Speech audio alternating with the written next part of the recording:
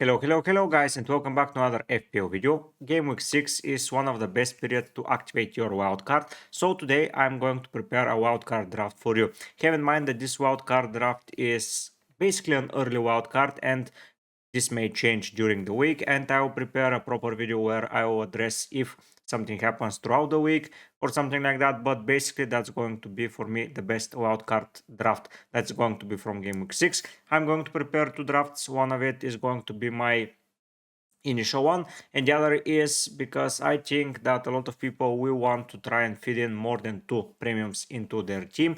For me that's not a feasible strategy, but I will try to do my best. Here I will pick players. If I think that my draft with two premiums is good enough, I will not jump on the three, as I really think that with two is the best option. We're going to be looking at the fixture difficulty rating, and we're going to decide who is going to have the best fixture run from game week 6 onwards and how we can prepare for a lot of the things. It's going to be good to have extra transfers in your pocket if you're going to wildcard, but even if you're not, this is one of the best periods to start, because one of the best sides into the league is getting into a pretty good green run of fixtures, and most of the other sides that are good in the Prem are into them as well. So I think that you can invest properly. Have in mind that I have not prepared it yet. I have no idea how it's going to look, so let's dive in and be prepared all together. For me, there are 5 players that if I am wildcarding now are going to be a must. They need to be taken care of, they need to be in your lineup, and I don't see a reason why not to do it, because all the others can be peripherals on the side, but those 5 players for me are going to be the most important. The first player there is of course Erling Haaland. Erling Haaland is starting a fixture run after Arsenal, so I'm recording before the game has been played. After that he faces Newcastle, who just conceded 3 goals against Fulham, then Wolves, then Southampton, then Bournemouth, then Brighton, and then Spurs. So those are fixtures where City are going to be the heavy favorites, and they can score a lot of goals. So having Erling Haaland for me is going to be a must-have 1,000,000%. He's going to be my captain from game week 8, most probably up until game week 11 nonetheless. Game week 12 and game week 7, he's in a 50-50 race with the other players. So I'm bringing in Haaland as my first option. I spoke about game week 7, game week 12 being probable, but I have not mentioned game week 6 so far, because there is only player that for me is a viable captain option then, and that is Bukayo Saka. For me, he is the must-own Arsenal attacker that you need to get for your lineups. He has been playing tremendously well. He haven't blanked yet. He hasn't played against City though, but then he faces Leicester, who conceded a goal against Everton. Then he faces Southampton, who, yeah, as well conceded a goal against Ipswich. So yeah, I believe that Bukayo Saka for the next 3 fixtures, and Bournemouth, who conceded just 3 against Liverpool and could have conceded more, is a player that you must get. Between game week 9 and game week 11 is a little bit tricky, but after that, game week 12, game week 13, game week 15, 16, 18, 19, 20, 21 against Spurs as well, it can get good once again, so you can even hold him into that hard run of fixtures, and it's not looking that hard apart from maybe Liverpool, but it's at home. Then Newcastle and Chelsea away, for me, they can beat those teams in that fixtures, and I think that they will. So Bukayo Saka is into the lineup. Next up, we need to add a player from the other best side in the league so far, in my opinion, and that is Liverpool. I'm not going to bring in attacker. You're going to say, but Luis Diaz is playing so well, and you are going to be true, and you're going to be right. But I just don't think that Luis Diaz gets the minutes that the other players in the team need to get. This team is going to be balanced. It will have 15 players that are going to play. So have that in mind, that this will be a strategy where you have a full squad to work with. Yes, you're going to lose some points on the bench, just like I did so far this week, but it's good to have that depth in order to adapt. If you are tight shorted and you have only 12 playing players, it's going to be tricky. I can only avoid a playing goalkeeper. There I will return the 4.0 option.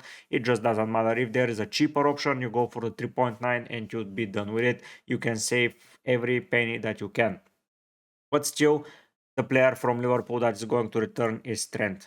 He finally got an attacking return. And of course, he was into the bonus points, 2 bonus points, even though they kept a clean sheet. Those are 32 points from Trent. Those numbers are ideal for a defender at that status. You're going to say, but there are some players that are cheaper. Yes, that's true. But Trent's returns are reliable. 4 clean sheets in 5 games. That's just an absurd amount of clean sheets. And if they keep doing that, he will finish on a very, very healthy run of clean sheets. So for me, Trent is another must-own player.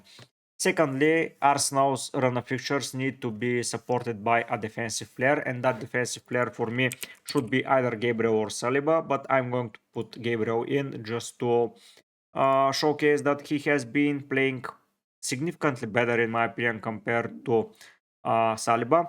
He has been getting into bonus in another occasion when they got just a clean sheet against Villa. He got a yellow card and still ended up in the bonus. That says a lot.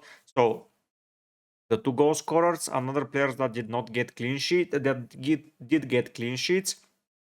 And he got a yellow card and still ended up in the bonus. Of course, against Spurs, when he scored the winning goal, 15 points, I believe that he is more than capable of repeating those numbers. So I will be relying on Gabriel or Saliba. Depends on who you prefer. I would go for Gabriel currently. One more midfielder stands out in front of the rest, and that player is Mbumo. I just got him into my lineup and he is at the price of 7.1. He scored against Spurs, already scored against Southampton, scored against Palace, and now comes the good part. West Ham, awful at defending. Wolves, awful at defending. United, semi-good. Ipswich, more worse than good. Fulham, okay. Bournemouth, okay. Everton, bad. Leicester, bad. So in the next 8 fixtures, you have only one that are semi-bad defensively, and the other are just worse.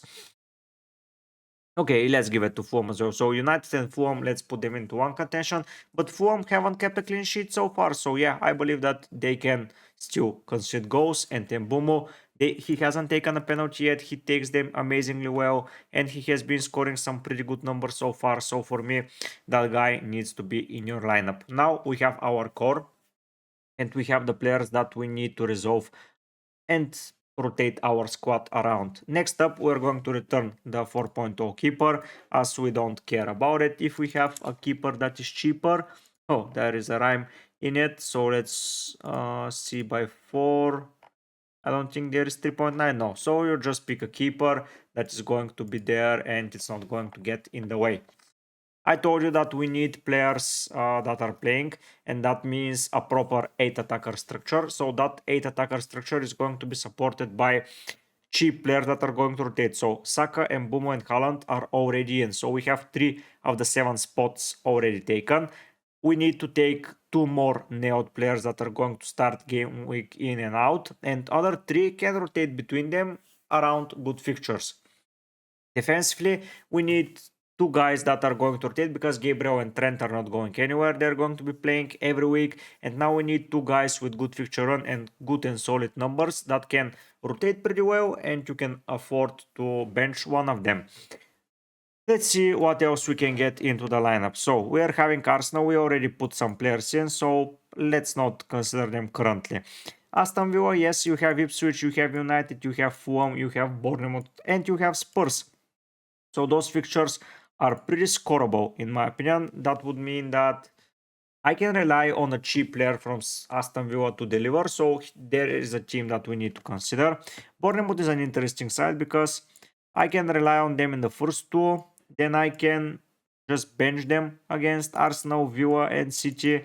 And then I can rely against Brentford and Brighton. So Bournemouth is into the frame. I'm thinking about Semenyo. Brentford we already got covered. I'm not talking about defense currently. Brighton, we can resolve and move around Brighton, but it's just a bad fixture run in my opinion. Chelsea, getting a worse fixture run by the time we get to their Palace. Palace is an interesting side because after Bournemouth's fixture turn for the worse, we can rely on Palace players. Forest, Wolves, Fulham, Spurs. Those are not teams that keep a clean sheet, so we can cover them there. Everton, it's a pretty good fixture run as well for a cheap midfielder or an attacker. After Bournemouth finished their good run, it's Ipswich, Fulham, Southampton, West Ham, Brentford. So I think Everton are looking likely for a team to be invested in a cheap player to rotate with the Bournemouth one. So I have several in mind already.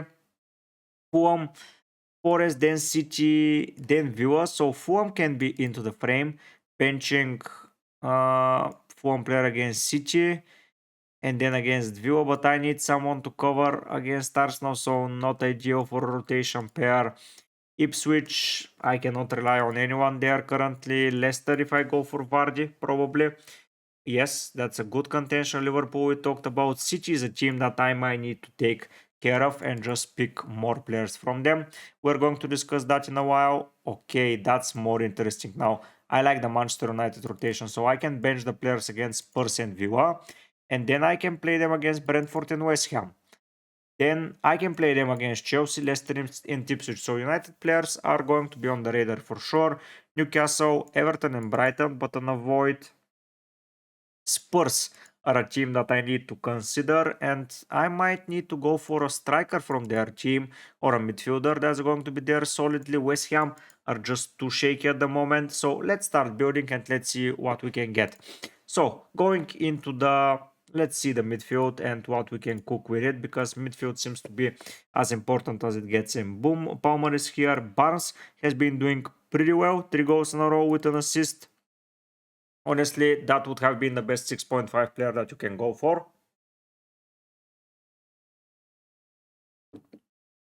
He's in an amazing form. Okay. Saka, Son, Madueke. McNeil is an interesting one. Onana is another interesting one. But played 2 less minutes. I cannot seem to believe in him. But Semenyo, I can go with Semenyo. Next 2 fixtures, Southampton and Leicester. Come on, guys, those fixtures are going to breed points for him, and then you need to bench him against Arsenal. So here we're going to then create an FPL team around them and see how it's going to go. But let's first build the wild card and then we can go there. So picking Bournemouth, we need to find a player to be playing in game week 8 and game week 10, and that's not pretty hard. We can pretty much go for an Everton midfielder or for a Leicester attacker or even for an Ipswich one. So Ipswich, Everton and Leicester, that's not so bad to consider. Manchester United, not that easy. Forest though. Okay, so Forest are a team that I might be interested going for, but I have something to cook there. Spurs player. I'm going to just bring in an obvious player, and that player is going to be Suwanke. He just scored his first goal for Spurs. It was an okay goal. He got into the bonus points, and I believe that he will now start scoring more and more. And with that fixture, and I know it's against United, but then it's Brighton, it's West Ham, it's Palace, it's Villa, it's Ipswich, it's Fulham, it's Bournemouth, it's Southampton. Yeah, I can rely on Solanke. And Spurs are Spurs, and they tend to score a lot of goals. So we have 4 of our main attackers sorted. We need now 2 more that are seriously there, and then we need to discuss some players. So I can jump on a Newcastle player, but honestly I would most probably want another City attacker, and I cannot look past Phil Foden. I know that this seems a little bit strange to go for Foden currently, as he hasn't been into form, but getting him early for me is one of the key things to do. So I'm picking him.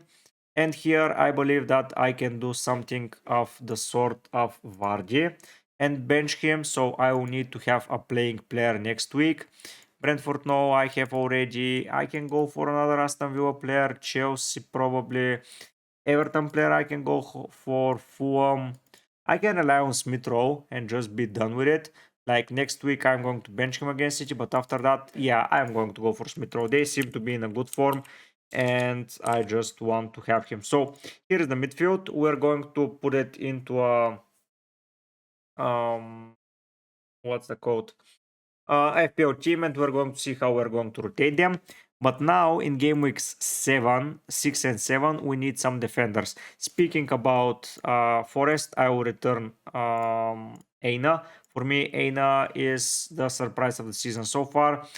Fulham at home, I can play Palace, Leicester, I can play in those fixtures, so I'm more than tempted to go there. Next up, I'm willing to pick who am I willing to pick in goal? I think what I think to do here. So not going for a triple Arsenal seems a little bit stupid currently, but putting so many players on a wild card seems dangerous as well, as you need to take them out. But as you need to take them out, there are going to arise some options after game week 9 to emerge, and I believe that double Arsenal defense is going to be the way. I'm not going to go for Raya, as I will not want to move the money from there, but I would most probably pick Saliba and be done with it. But I don't have a budget to continue forward, so that's oof. So let's pick a playing defender that's not getting a lot of returns. So I'm limited in budget a lot. So I need to think of some place to downgrade, which is something I do not like. Even if I go for a player like Raya, I'm left with 3 million in the bank. I need to find 1.2 from somewhere. And that somewhere is going to be Foden most probably. Sadly, I may not be able to go for another City player. That is sad.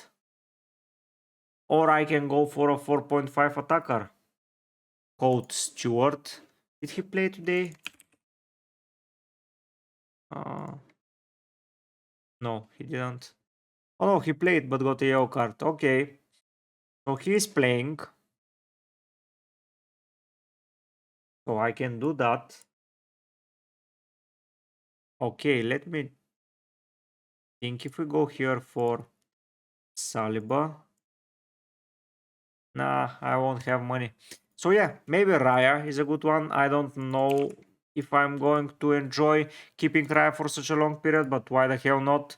Like, so here I will go for Stewart. Playing player, not full 90 minutes, but he's not going to be getting into rotation. No, I need to take out Foden. Yeah, I cannot resolve around Foden. So here I will go for Saliba, double up.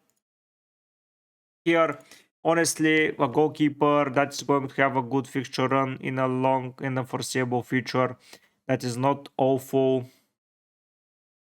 Maybe it's going to be Areola. I know they have been conceding, but Areola has been consistent throughout the year. And I'm just going to pick Areola. I'm too tough on goalkeepers. And now I need to find a 6.7 midfielder that is going to suit the process, or a 7.6 attacker. So I can go for McNeil here and rotate pretty well.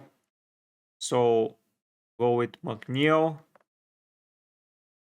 And I have 8 million for an attacker. So if we go to forwards, that's basically everyone without Havertz.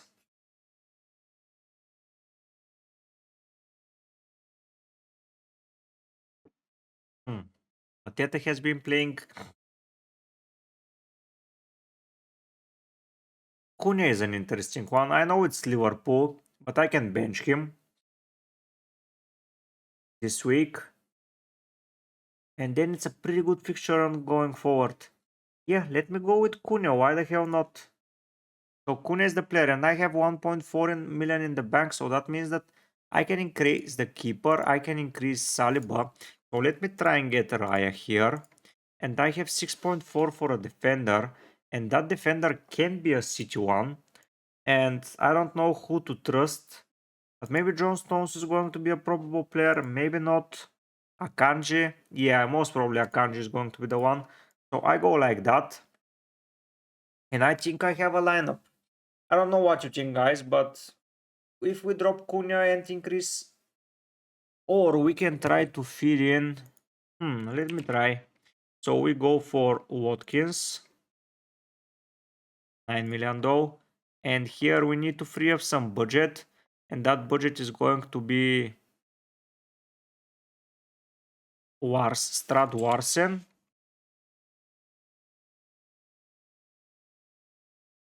This guy. So Watkins, yeah, I need a Villa player. Here he didn't perform amazingly well, but at that price point, I can bench him in several weeks. Let's see how the teams does. So let's put random IG. I don't know who that guy is, but I'm going to use his team. So let's start building. Raya, Here it's Akanji. The other is, what's his name? Gabriel. Next up is going to be Smith Rowe. Next to him is going to be Saka. Next to him is going to be McNeil. Semenyo. A lot of cheap options, but you can rotate around the squad in a sense. And Tembumo, of course.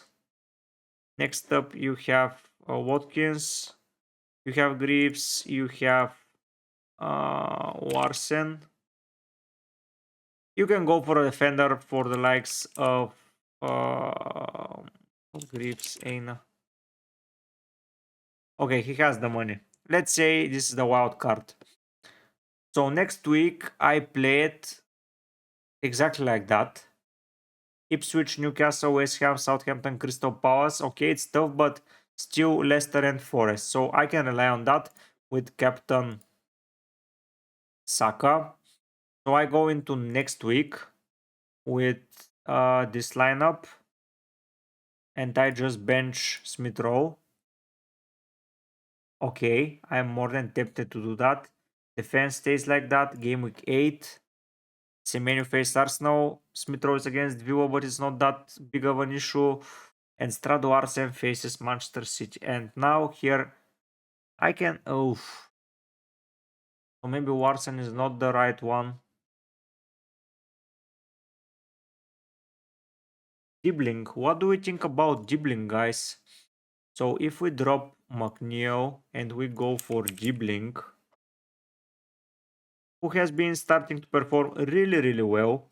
And here we have 6.8, which is not going to be enough to cover. But this is Solanke and oof, and who else? So Dibbling, Foden, and I don't have the money. Here drop to Solanke. And no, it's just not just feasible. So let me try with Dibbling, honestly. So Dibbling is playing. It's getting more and more minutes each time. He's playing well. So Mbumu, Dibbling, let's restore Smith Rowe. And I think the cheap players need to end here. And for 8.3, so that's my budget. You can have more money here and go for Isaac, but Isaac is not that amazing. Oof. I might need to drop a Kanji and go for Lewis just for the sake of it. Let's go. And we have Watkins. And that, guys, is brilliant. I cooked it. Nice. Okay. So I'm more than happy to do that. Let's see. So instead of McNeil, we go for Dibbling. We go for Lewis as cheap as possible. And here we go for Solanke. I know that this guy doesn't have the money, but most of you will. So basically, I play Solanke instead of Smith Rowe next week. Okay. For example. Next in game week 7. So let me just adjust the money. Who it is?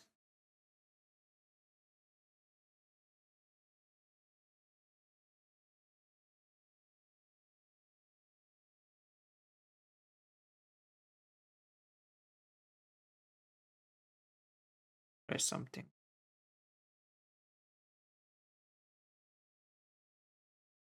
Okay. He is.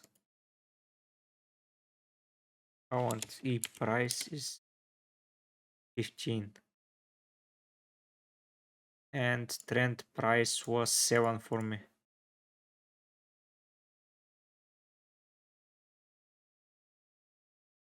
Just try.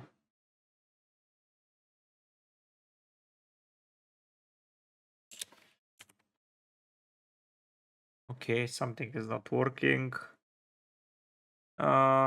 This guy.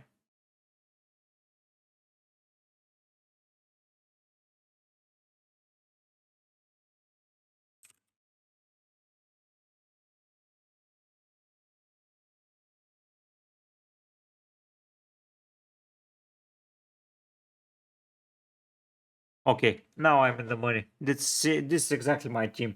So yeah, oh, that video is gone so long. Sorry guys, but I think I cooked some kind of a draft and I quite like it. So next week in game week 7 we go here. Diblink is against Arsenal. Of course. Ah, damn. Damn. Not that like that. So maybe not Smith Rowe is not the answer. Maybe McNeil is the answer. You know what? Maybe. Let me try. Or maybe McNeil is the answer. So here I go like that. But probably McNeil isn't going to be the answer, but let's see. So we go Diblink instead of McNeil like that. Here we go like this. We sell. No, we don't sell. We place a menu here. And for the next 3 weeks, I have a proper lineup. And here it becomes interesting because I'm most probably going to want to sell Saka. And then I can afford someone to swap in Semenyo for. So I will be in the money. So depending on who becomes good. Double Liverpool and I will be relying on a 0-0. But honestly, oof, I cannot think to find another way. I have a lot of striking power. So I like that draft. So here it is, guys. Here it is the 15 players that I would consider as a solid wildcard draft. 5 musts if you're building Saka, Gabriel, Haaland, Trent, and Bumo. If you're building a wildcard, remember those 5 players. Those are the players that you need. Saka, Gabriel, Trent, Haaland, and Bumo. Everything else, just as you like it. Pick a keeper that is not playing, there is no need to rotate them. As you can see, Henderson kept a clean sheet while a player like who played today, like let's say Leno didn't. On the other hand, pick the other 14 players to be starters. Luis and the defensive department can have a little bit of a rotation, but at least 4.5 starting defenders, and up front at least 7.5 starting players. So that's my target for you guys. Just try to build a squad. You can always maneuver with your favorite players, with your favorite rotations, but for me that lineup is very strong. It's going to be very solid to start the season with, and basically to continue the season with. So thank you for watching. Sorry for such a long video, but I wanted to prepare a proper wildcard draft and think about several things. The defense is solid, the midfield is solid, you have penalty takers like Mbumo, like Saka, like Haaland. You have some talismans like Watkins and Solanke now, and Semenyo is considered talismanic in my opinion. You have some exciting young players like Diblink, you have Smith Rowe who has been enormous for Fulham so far. So yeah, I think you're more than well prepared for the future that lays ahead of you. So that draft, if you think you can change several things, go for it. I'm always open. Subscribe, join the Discord, join the mini leagues, do all those great stuff. Thank you for watching, and I see you soon with more FPL content. But for now, guys, I'll be heading out. Bye!